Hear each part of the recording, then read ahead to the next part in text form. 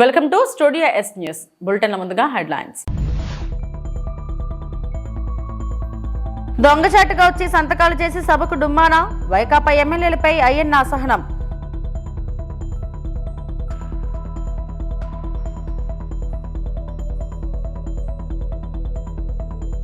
BC గురుకులాలకు సొంత భవనాలు నిర్మిస్తాం, మంత్రి సవిత.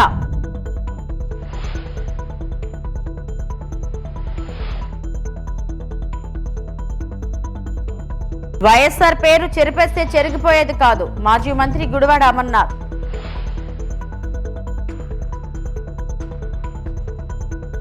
వైకాపాకు చెందిన ఎమ్మెల్యేలు శాసనసభకు రాకుండా సంతకాలు చేస్తుండటంపై స్పీకర్ అయ్యన్న పాత్రుడు ఆశ్చర్యం వ్యక్తం చేశారు.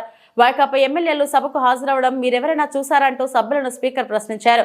ఎమ్మెల్యేగా ఎన్నికైన సభ్యులు సభకు సగౌరవంగా హాజరు కావాల్సి ఉందన్నారు.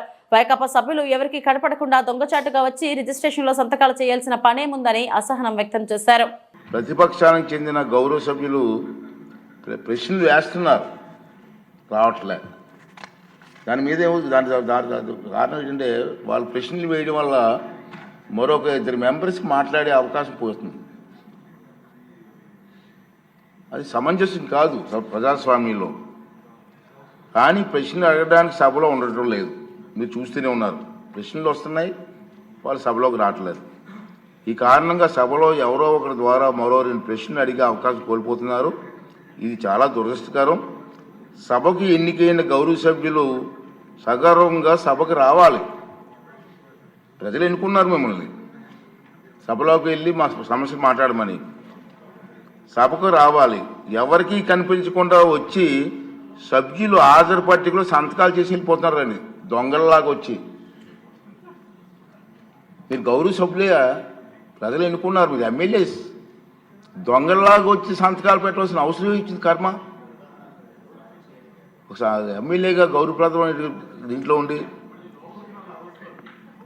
హాజరు పట్టికలో సంతకం చేసి సభకు ఆ మోహం చాటేయడం వారికి గౌరవాన్ని తగ్గించిందే తప్ప పెంచదని చెప్పి నా తాలూకు అభిప్రాయం.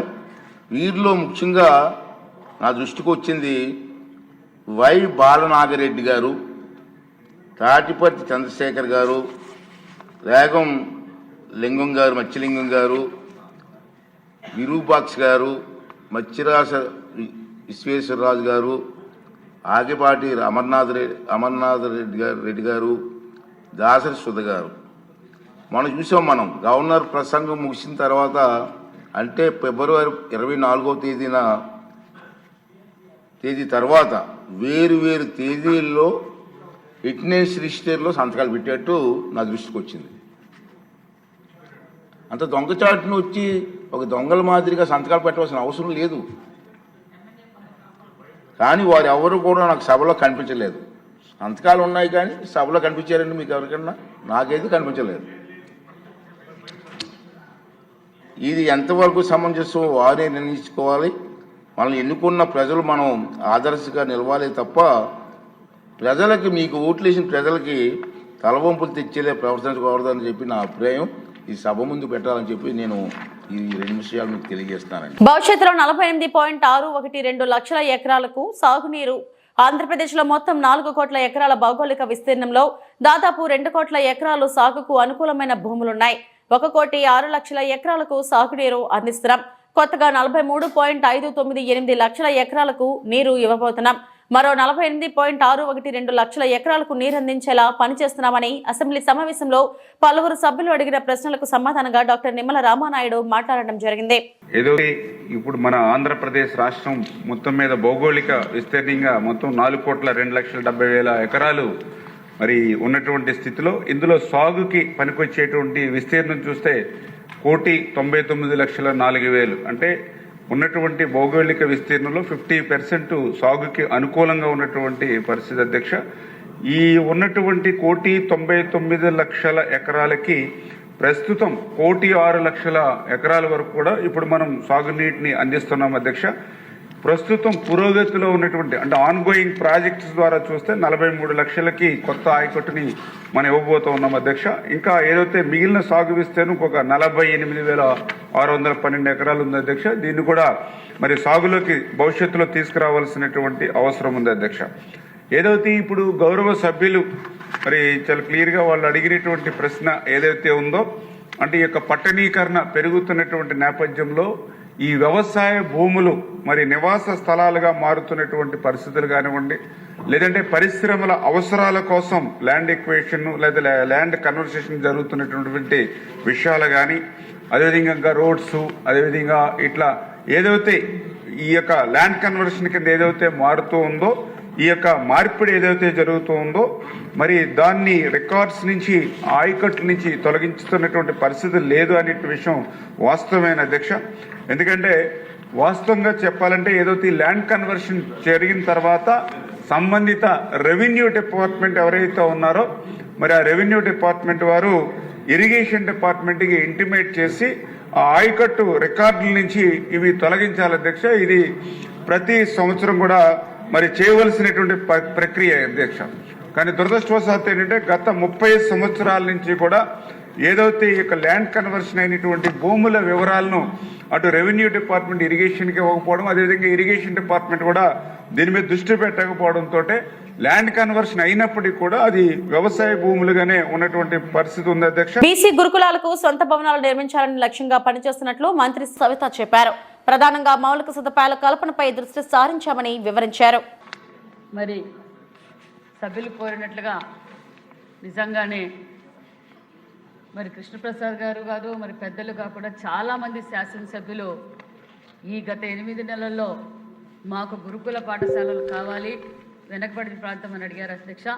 అవన్నీ పరిశీలిస్తున్నాం. ఈ గురుకులాలు నాంది పలికింది తెలుగు రాష్ట్రాల ముద్దు బిడ్డ తెలుగు ప్రజలు సూర్యచంద్రుడు ఉన్నంతకాలం మరవలేని నాయకుడు అన్న నందమూరి తారక రామారావు గారు ఈ గురుకుల పాఠశాలలు మొదలుపెట్టారు అధ్యక్ష. మరి గురుకులాలు మొదలు పెట్టడం అప్పట్లోనే మన రాష్ట్రం విడిపోయినప్పుడు మనకు 42 గురుకులాలు ఉన్నాయి, 41 ఉన్నాయి. మళ్ళీ మన మాన్యశ్రీ ముఖ్యమంత్రి చంద్రబాబు నాయుడు గారు బీసీల పక్షపాతాన్ని మరొక్కసారి నిదర్శనం చేసుకున్నారన్న విషయాన్ని కూడా మీకు తెలియజేస్తున్నాను అధ్యక్ష. 65 గురుకుల పాఠశాలలు 14-18లో శాంక్షన్ చేశారు. ఆ 18 శాంక్షన్లో 108 గురుకులాలు అయ్యాయి అధ్యక్ష. 108లో 106 గురుకులాలు బీసీల పక్షపాతి ప్రభుత్వం, పార్టీ తెలుగుదేశం ప్రభుత్వం అని చెప్తున్నా. గత ప్రభుత్వంలో 2 మాత్రమే శాంక్షన్ చేశారు. అంటే 108 గురుకులాలు ఉంటే 2 మాత్రం శాంక్షన్ చేశారు అధ్యక్ష. మరి అందులో మరి పెద్ద సోదరులందరూ అడిగినట్టు, శాసనసభ్యులందరూ అడిగినట్టుగానే మరి మనము 43 రెసిడెన్షియల్ పాఠశాలలు ఉన్నాయి అధ్యక్ష. 43 వచ్చి ఈ రాష్ట్రం విభజన అయిపోయిన తర్వాత 108 వెల్ఫేర్ స్కూల్స్కి గాను 28 పాఠశాలలు ఇప్పటికే భవనాలు పూర్తి ఉన్నాయి అధ్యక్ష. 28 మాత్రమే గవర్నమెంట్ బిల్డింగ్స్ ఉన్నాయి, మిగతావన్నీ రెంటెడ్ బిల్డింగ్స్లో ఉన్నాయి. అది కూడా 28 బిల్డింగ్స్కి ల్యాండ్ కూడా శాంక్షన్ అయింది అధ్యక్ష. మొన్నటి రోజు కూడా ప్రతిపాదించాము. మరి మిగతా దాంట్లో కూడా అన్ని కలెక్టర్లకు కూడా ఫోన్ అందరు కలెక్టర్లకు లెటర్లు పెట్టి అందరికీ ల్యాండ్ ఇమ్మన్నాం అధ్యక్ష. నిజంగా 14-18 నుంచి 2,09,000 మంది విద్యార్థులు చదువుకొని బయటికి పోయారు అధ్యక్ష. మరి నిజంగానే హాస్టల్స్ పరిస్థితి ఏమీ బాగాలేదు. మరి ముఖ్యమంత్రి గారి దృష్టికి కూడా పెట్టాం, డిపిఆర్లు కూడా పెట్టాం. మరి మన ఫైనాన్స్ మినిస్టర్ గారు కూడా మరి తెలియజేశాం. 28 గురుకుల పాఠశాల పక్క రెసిడెన్షియల్ పాఠశాల సొంత భవనాల కోసం 28కి డిపిఆర్ 1,200 కోట్లతో అందజేశామన్న విషయాన్ని కూడా తెలియజేస్తున్నాం అధ్యక్ష. ఖచ్చితంగా ఈ గురుకుల పాఠశాలన్నీ ఈ ఎన్డీఏ ప్రభుత్వంలోనే పూర్తి చేస్తామని కూడా తెలియజేస్తూ అంచులంచుగా మరి ఇప్పుడు కూడా కొన్ని స్కూల్స్కి శాంక్షన్ చేశారు అధ్యక్ష. ఖచ్చితంగా చేస్తాం అధ్యక్ష. అదేవిధంగా మరి నేను కూడా వెళ్ళాను అధ్యక్ష కొండపల్లికి. నిజంగానే హోమ్ మినిస్టర్ గారు దయ ఉంచి మా బీసీ బిడ్డల కోసం ఆ స్థలం ఇస్తే నిజంగా చాలా అవసరం. ఇప్పుడు అక్కడంతా పాములు, చెట్లు అన్నీ ఉన్నాయి అధ్యక్ష. మరి హోమ్ మినిస్టర్ గారు కూడా ఈ సభ ద్వారా కూడా ప్రత్యేకంగా అడుగుతున్నాం అధ్యక్ష. Thank you. ఏపీలో కూటమి అధికారంలోకి వచ్చిన తర్వాత వైఎస్ఆర్ బ్రాండ్ ఉండకూడదని ప్రయత్నిస్తుందని ఆరోపించారు. మాజీ మంత్రి గుడివాడ అమర్నాథ్ వైఎస్ఆర్ చరిత్ర చెరిపేస్తే చెరిగిపోయేది కాదని చెప్పుకొచ్చారు. విశాఖ స్టేడియానికి వైఎస్ఆర్ పేరును తొలగించడం దుర్మార్గమైన చర్య అంటూ మండిపడ్డారు. విశాఖ క్రికెట్ స్టేడియం వద్ద వైఎస్ఆర్సీపీ ఆధ్వర్యంలో నిరసన కార్యక్రమం జరిగింది. దివంగత మహానేత వైఎస్ఆర్ పేరును క్రికెట్ స్టేడియానికి తొలగించడాన్ని వ్యతిరేకిస్తూ వైఎస్ఆర్సీపీ నేతలు నిరసనలు చేపట్టారు. ఈ క్రమంలోనే తొలగించిన పేరును యథావిధిగా పెట్టాలని వైఎస్ఆర్సీపీ డిమాండ్ చేశారు. కార్యక్రమంలో కార్యకర్తలు, మద్దతుదారులు చేరుకుని కూటమి సర్కారుకు వ్యతిరేకంగా నినాదాలు చేశారు. చివరికి ఇది ప్రభుత్వం ఆధీనంలో లేకపోయినా ఆంధ్ర క్రికెట్ అసోసియేషన్ ఆధ్వర్యంలో, బీసీసీ ఆధ్వర్యంలో ఉన్నటువంటి ఇంటర్నేషనల్ స్టేడియంకి మీరు చూస్తే ఆ ఇంటర్నేషనల్ టికెట్స్ కూడా ఏదైతే టికెట్స్ ఇష్యూ చేసినప్పుడు కానీ లేదా మొన్న రీసెంట్గా రేపు 24న జరగబోతున్నటువంటి ఐపీఎల్ మ్యాచెస్లో సంబంధించినటువంటి టికెట్లు ఇష్యూ చేసినప్పుడు కానీ దాని మీద కూడా వైఎస్ఆర్ స్టేడియం అనే మెన్షన్ చేశారు. తీరా ఈరోజు మీరు చూడండి, అక్కడ నూతనంగా ఒక ఆర్చ్ని నిర్మించారు. అలాగే స్టేడియంకి సంబంధించినటువంటి ఫసాడ్ కూడా నూతనంగా నిర్మాణం చేశారు. ఈ గేటు కూడా పూర్వం నుంచి ఆర్వీవీకే ప్రసాద్ గారి పేరిట మెయిన్ ఎంట్రన్స్ గేట్గా దానికి నామకరణం ఉంది. మరి దాన్ని ప్రసాద్ గారి పేరు పెద్దలు ఆర్వీవీకే ప్రసాద్ గారి పేరుని కొనసాగించారు. పైన ఉన్నటువంటి డాక్టర్ వైఎస్ఆర్ పేరుని మాత్రం పూర్తిగా తొలగించినటువంటి విషయాన్ని ఇక్కడ నేరుగా మీకు కనబడతా ఉంది, ఇక్కడ కనబడతా ఉంది. ఆ పైన ఉన్నటువంటి స్టేడియం పైన ఉన్నటువంటి ఆ నేమింగ్ చేసినప్పుడు కూడా ఆ ఫసాడ్లో కూడా కేవలం ఏసీఏ వీడీసీఏ ఇంటర్నేషనల్ స్టేడియం అని చెప్పి క్రికెట్ స్టేడియం అని చెప్పి మెన్షన్ చేశారు తప్ప రాజశేఖర రెడ్డి గారి పేరుని ఎక్కడా కూడా వారు మెన్షన్ చేయడం కానీ వారు ఎక్కడ వారి పేరు రాయడం కానీ లేదు. ఇది కూడా ఇక్కడ ఉన్నటువంటి రాజశేఖర రెడ్డి గారి విగ్రహం ఇది మేము పెట్టిందో లేదా ప్రభుత్వం పెట్టిందో కాదు, నేరుగా ఆ రోజు ఆంధ్ర క్రికెట్ అసోసియేషన్ ఆధ్వర్యంలో ఆ రోజు రాజశేఖర రెడ్డి గారి విగ్రహాన్ని ఇక్కడ స్థాపించారు. దానికి ఎంట్రీ గేట్ కూడా మీరు చూసుంటారు. ఇప్పుడు మేము పూలదండ వేయడానికి వెళ్ళినప్పుడు కూడా స్టేడియం లోపలికి వెళ్ళి దానికి ఎంట్రన్స్ ఉందనేటువంటి విషయాన్ని కూడా మీరు అందరూ కూడా గమనించారు. రాజశేఖర రెడ్డి గారి పేరుని తొలగించారా లేదా అనేటువంటి దాని మీద అనుమానాలు అనేక మందికి ఈరోజు రాష్ట్ర వ్యాప్తంగా ఉన్నాయి. తెలుగు వారి గుండెల్లో వైఎస్ఆర్ అనేటువంటిది ఒక బ్రాండ్ అనేటువంటి విషయాన్ని అది ఎవరు చెరిపితే చెరిగిపోయేదో లేకపోతే ధ్వంసం చేస్తే కరిగిపోయేదో లేకపోతే కనపడకుండా పోయేదో అనుకుంటే ఈ తాలూకు అమాయకత్వం. వేల గుండెల్ని కాపాడాడు, వేల మంది ప్రాణాలు కాపాడాడు. బెట్టింగ్ యాప్స్ వ్యవహారంలో పోలీసుల దర్యాప్తు కొనసాగుతుంది. ఇప్పటికే 11 మంది యూట్యూబ్ ఇన్ఫ్లుయెన్సర్లను పంజాగుట్ట పోలీసులు నోటీసులు జారీ చేసిన విషయం తెలిసిందే. ఈ క్రమంలో నటి విష్ణుప్రియ నేడు విచారణకు హాజరయ్యారు. బెట్టింగ్ యాప్స్ కు సంబంధించిన వివిధ అంశాలపై పోలీసులు ఆమెను ప్రశ్నిస్తున్నట్లు సమాచారం. విచారణకు హాజరయ్యేందుకు మరికొంత సమయం కావాలని పలువురు యూట్యూబర్లు కోరారు. నోటీసులపై మీ స్పందన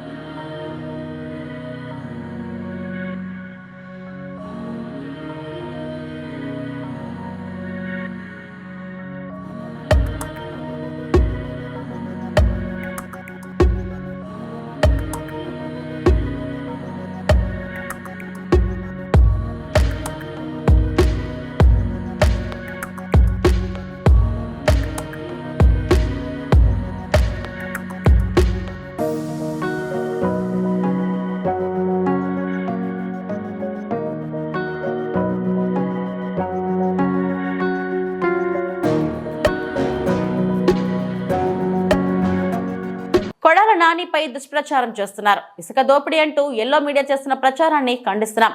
పనికిమాలిన కేసులు పెట్టి వేధించాలనుకునే కూటమి ప్రభుత్వం తీరును ప్రజలు గమనించాలని పెయ్యలి ఆనంద్ ఎంపీపీ తెలియజేశారు. ఈరోజు ఈనాడు పేపర్లో గుడివాడ నియోజకవర్గం మట్టి తవ్వకాల్లో 100 కోట్లు అక్రమం జరిగిందని మరి ఈరోజు రావడం జరిగింది. మరి గత ఈ నెలలోనే 10వ తారీఖు కాడ మరి ఈ మట్టి మీద 200 కోట్లు దోపిడీ జరిగిందని మరి చేయటం జరిగింది. మరి 178 ఎకరాలు మా నాయకుడు కొడాల నాని గారు కొని మరి 52 లక్షలకి ఎకరం కొని మరి దాన్ని లెవెలింగ్ కోసం మరి 47 కోట్ల రూపాయలు ప్రభుత్వం మరి మెరక పనుల కోసం 47 కోట్లు ప్రభుత్వం ఇస్తే మరి దానికి బిల్లు అయింది 41 కోట్లు. మరి ఈరోజు మళ్ళీ 100 కోట్లు దోపిడీ చేశారని ఈరోజు ఈనాడు పత్రికలో రావడం జరిగింది. మరి ఇదంతా కాడ జరిగింది 47 కోట్లు అయితే ఎస్టిమేట్ వేసింది, వచ్చింది 41 కోట్లు అయితే దోపిడీ 100 కోట్లని దుష్ప్రచారం చేయటం, మా నాయకుని కొడాల నాని గారిని అబాసుపాలు చేయాలని రాష్ట్రం అంతా కాడ మరి అనేక సార్లు మరి ఇట్లా మాట్లాడటం, మరి పేపర్లో రాయటం, ఈ ఎల్లో మీడియా అంతా కాడ కలిసికట్టుగా మరి ప్రభుత్వానికి అనుకూలంగా మరి రాయటం జరుగుతుంది. మరి దీన్ని మేము తీవ్రంగా ఖండిస్తున్నాం. ఇచ్చింది 47 కోట్లు ఎస్టిమేట్ అయితే వచ్చింది 41 కోట్లు అయితే 100 కోట్లు ఎలా దోసాము, 200 కోట్లు ఎలా దోసాము. మరి ఇది అందరూ కూడా మీడియా రూపంలో మరి అందరూ కూడా వినాలని, మరి అందరికీ తెలియజేయాలనే ఉద్దేశంతో మరి ఈరోజు ఈ ప్రెస్ మీట్ మా హెడ్ ఆఫీస్లో జరగడం జరుగుతుంది. మరి దీని మీద అందరూ కూడా మరి రాష్ట్ర ప్రజలందరూ కూడా ఆలోచించి ప్రతి ఒక్క దాన్ని కూడా 1కి 10 ఇంతల అబద్ధాలతో మరి ఈ ఎల్లో మీడియా ప్రచారం చేస్తుంది. దీనికి మేమందరం కూడా ఖండిస్తున్నాం. అనకాపల్లి జిల్లా పరవాడ మండలం ముత్యాలమ్మపాలెం ఎంపీపీ స్కూల్లో విలువలు బడి కార్యక్రమం. ఈ కార్యక్రమంలో పాల్గొన్న Uttarandhra JD foundation convener Karumudi అను. ఈ కార్యక్రమంలో ఆవిడ మాట్లాడుతూ ముత్యాలమ్మపాలెం గ్రామంలో జేడీ ఫౌండేషన్ ఆధ్వర్యంలో విలువల బడే అనే ప్రోగ్రాంను ప్రారంభించినందుకు చాలా సంతోషంగా ఉందని ఆవిడ అన్నారు. ఈ గ్రామంలో చేపల వేటకు వెళ్లే తల్లిదండ్రులు చాలా ఎక్కువ శాతం ఉన్నారనే ఉద్దేశంతో రాష్ట్రంలో మొదటగా ఇక్కడ ప్రారంభించామన్నారు. ముఖ్యంగా విలువలతో కూడిన విద్యను అందించాలనే ఉద్దేశంతో విలువల బడి కార్యక్రమాన్ని పెట్టామని, పిల్లల తాలూకా తల్లిదండ్రులు వేటకు వెళ్లి అలసిపోయి ఇంటికి వచ్చేసరికి పిల్లలను సరిగ్గా చదివించలేక, హోంవర్క్ చేయించలేక ఇబ్బంది పడుతున్నారని తెలుసుకుని ఈ కార్యక్రమం చేయడం జరిగిందన్నారు. ఈ గ్రామంలో తెలివైన విద్యార్థులు చాలా మంది ఉండి కూడా వెనకబడిపోతున్నారని వారిని దృష్టిలో పెట్టుకుని కొత్త కాన్సెప్ట్ తో మా యొక్క ఫౌండేషన్ ముందుకు వచ్చిందన్నారు. విలువల బడిలో ముఖ్యంగా పిల్లల చేత హోంవర్క్ చేయించడం, శనివారం ఆదివారం ఎక్స్ట్రా క్లాసులు పెట్టడం, నీతి వ్యాఖ్యలు, యోగా వంటివి చేయించడం చేస్తామని తెలిపారు. ఈ కార్యక్రమాన్ని 1వ తరగతి నుంచి 7వ తరగతి వరకు పెట్టామని అన్నారు. తర్వాత 10వ తరగతి వరకు పెంచే ఉద్దేశం ఉందని తెలిపారు. ఈ కార్యక్రమంలో చింతకాయల సుజాత, ముత్యాలు, పాఠశాల ఉపాధ్యాయులు తదితరులు పాల్గొన్నారు. ముత్యాలంపాలెం గ్రామంలో మేము విలువల బడే అనే కార్యక్రమాన్ని మా జేడీ ఫౌండేషన్ ఆధ్వర్యంలో ప్రారంభించడం చాలా సంతోషంగా ఉందండి. ఈ విలేజ్లో ఎక్కువ చేపల వేట మీద ఆధారపడే వ్యక్తులు ఎక్కువ ఉంటారండి. ఇక్కడ మేము ముఖ్యంగా విలువలతో కూడిన విద్యను అందించాలనే ఉద్దేశంతో ఈ విలువల బడిని నెలకొల్పడం జరిగింది మా జేడీ ఫౌండేషన్ ఆధ్వర్యంలో. ఇక్కడ గ్రామాల్లో చదివే విద్యార్థుల తల్లిదండ్రులు పనుల్లోకి వెళ్ళి వచ్చి పిల్లల్ని స్కూల్ నుండి వచ్చిన తర్వాత వాళ్ళని హోంవర్క్లు చేయించలేకపోవటము, చదివించలేకపోవటము జరుగుతుంది. అలాంటి విద్యార్థులు తెలివైన వాళ్ళు ఉండి కూడా చదువులో వెనకబడిపోతున్నారు. వారిని దృష్టిలో పెట్టుకొని మేము ఈ విలువల బడి అనేది కొత్త కాన్సెప్ట్తో మేము ముందుకు వచ్చాము. మా ఫౌండేషన్ ముందుకు వచ్చిందండి. మేము ఈ విలువల బడిలో ముఖ్యంగా పిల్లల చేత హోంవర్క్స్ చేయించటము, మంచి మంచి నీతి స్టోరీస్ చెప్పించడం, మోరల్ స్టోరీస్ చెప్పించడము, పిల్లలకి యోగా నేర్పించడము జరుగుతుంది. అదే సాటర్డే సండే ఎక్స్ట్రా కరిక్యులర్ యాక్టివిటీస్లో కూడా వాళ్ళు పార్టిసిపేట్ చేసే విధంగా కూడా మేము చేస్తున్నాము. ఇక్కడ పిల్లలకి విలువల బడిలో ముఖ్యంగా పిల్లలకి క్రమశిక్షణ, గురువులను గౌరవించటము, నీతి, నిజాయితీ అనేది ముఖ్యంగా నేర్పుతామండి. అలాగే మేము స్టేట్ మొత్తం కూడా ఇవి స్ప్రెడ్ చేయాలనుకుంటున్నాము. దీనివల్ల పిల్లలకి విలువలతో కూడిన విద్య అందుతుందని మేము ఆశిస్తున్నాము. మన విజయనగరంలో ఒక స్కూల్ మాస్టర్ గారు పిల్లలు చెప్పిన మాట వింటలేదని చెప్పేసి, సరిగా చదవట్లేదని చెప్పి విసిగిపోయి అతను సాష్టాంగ నమస్కారం చేసి గుంజిళ్ళు తీసిన ఉదంతం మనం న్యూస్ పేపర్లో చూసాము. అలాంటిది ఎప్పుడు రిపీట్ అవ్వకూడదు అనే ఉద్దేశంతో మేము పిల్లలకి చిన్నప్పటి నుంచే మంచి విలువలు నేర్పాలని చెప్పేసి, మొక్కై వంగని మోనై వంగున అని, ఈ చిన్నపిల్లలు అప్పుడు మంచి విలువలు నేర్చుకోకపోతే పెద్ద అయిన తర్వాత వాళ్ళు ఎందుకు పనికిరారు అనే ఉద్దేశంతో మేము ఈ విలువలు బడి అని ఇది కొత్త కాన్సెప్ట్తో ముందుకు వచ్చామండి. ఈ పిల్లల్ని స్కూల్లో ఇప్పుడు ఫస్ట్ క్లాస్ నుంచి మేము 7th 8th క్లాస్ స్టూడెంట్స్ వరకు ఈ విలువల బడికి వస్తున్నారు. ముఖ్యంగా 10th క్లాస్ స్టూడెంట్స్ వరకు కూడా పెంచే ఉద్దేశం ఉంది మాకు. తప్పకుండా ఇది సక్సెస్ చేయాలని కోరుకుంటున్నాను. అలాగే నేను ఇక్కడ అడిగిన వెంటనే గ్రామ పెద్దలందరూ నాకు సహకరించి చాలా ఆనందంగా ముందుకు వచ్చారు. ఈ గ్రామంలో పిల్లలందరికీ ఇది చాలా ఉపయోగపడుతుందని చెప్పేసి నేను ఆశిస్తున్నానండి. డాక్టర్ బిఆర్ అంబేద్కర్ కోనసీమ జిల్లా రాజోలు నియోజకవర్గంలో ఈ నెల 23న మెగా ఆర్యవైశ్య వధూవరుల ఉచిత పరిచయ వేదికను సద్వినియోగం చేసుకోవాలని ఆర్యవైశ్య సంఘం జిల్లా అధ్యక్షులు తెలిపారు. గన్నవరం మండలం చాకలిపాలెంలోని కృష్ణ బాలాజీ కన్వెన్షన్ హాల్ నందు మెగా ఆర్యవైశ్య ఉచిత వధూవరుల పరిచయ వేదికను ఈ మార్చి 23న నిర్వహించినట్లు ఉమ్మడి తూర్పుగోదావరి జిల్లా ఆర్యవైశ్య సంఘం అధ్యక్షులు కంచెల వెంకట్రావు తెలిపారు. పరిచయ వేదిక సాగునీరు పుస్తకాలను ఈ రోజు రాజోలు మండలం తాటిపక్క గ్రామంలోని కంచర్ల బాబీ నివాసం వద్ద విడుదల చేశారు. ఈ సందర్భంగా మాట్లాడుతూ రాష్ట్ర ఆర్యవైశ్య ముఖ్య నేత శివరామ సుబ్రహ్మణ్యం సూచనల మేరకు ఎటువంటి లాభాపేక్ష లేకుండా ఆర్యవైశ్యులకు సహాయపడాలనే మంచి సంకల్పంతో ఈ కార్యక్రమం నిర్వహిస్తున్నట్లు తెలిపారు. ఎమ్మినూరు పట్టణంలో అభివృద్ధి చేయాలన్న ముఖ్య సోర్స్ రెవెన్యూ మనకి ప్రాపర్టీ ట్యాక్స్, వాటర్ ట్యాక్స్ ఈ పన్నులు చెల్లించవలసిందిగా పట్టణ ప్రజలకు తెలియజేస్తున్నాను. పట్టణం నందు అభివృద్ధి చేయటకు గాను మన ఎమ్మెల్యే గారి ఆధ్వర్యంలో కానీ మన కమిషనర్ గారి ఆధ్వర్యంలో కానీ అభివృద్ధి పనులు చాలా తొందరగా జరుగుతున్నాయి. పట్టణం అంతా సుందరీకరణ చేయాలని నిర్ణయించుకున్నాము. కావున దీనికి మెయిన్ సోర్సెస్ రెవెన్యూ మనకి ప్రాపర్టీ ట్యాక్స్ ద్వారానే వస్తుంది. కాబట్టి బకాయి ఉన్న పట్టణ ప్రజలందరూ వెంటనే పన్నులు చెల్లించి మున్సిపాలిటీకి సహకరించవలసిందిగా కోరుచున్నాము. రైట్ భాష రెవెన్యూ ఆఫీసర్ ఎమ్మెల్యే పురపాలక సంఘం. ఇవి ఇప్పటివరకున బులెటిన్ అప్డేట్స్. నమస్తే.